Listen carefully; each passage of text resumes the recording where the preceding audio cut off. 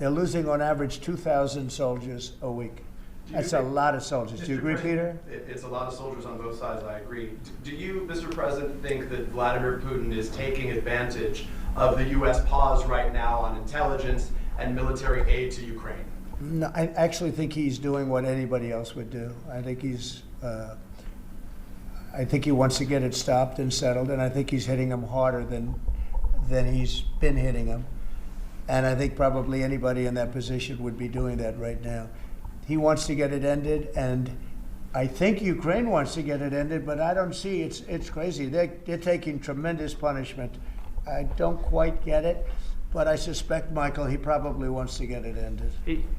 He does, Mr. President. The Russians are taking incredible losses on the front. As the President has said, this is a meat grinder of people, of material, of national treasure, and no one else has any solutions except to let this war continue forever. But I'll add, the President has had multiple conversations and a visit from President Macron of France, Prime Minister Starmer of the United Kingdom. We have the NATO Secretary General coming next week. We have this meeting with the Ukrainians. We've had it with the Russians. All of this in the President's first month in his leadership. We will engage in the shuttle diplomacy, and we will continue to use his leadership and what leverage we have to get both sides of the peace table. It's not going to be easy, but President Trump... This war should have never happened. It would have never happened if I were president, but it did happen. So a lot of other things shouldn't have happened, too. We shouldn't have 21 million people pouring into our country through open borders, many of whom are criminals, very bad criminals, including murderers, thousands of murderers.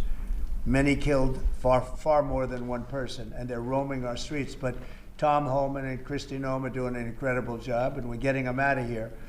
And we'll get them out. We'll get them all out. But all these things shouldn't have happened. We shouldn't have inflation. We shouldn't have had this horrible inflation where the prices have gone up. Look at eggs. So we're doing a good job.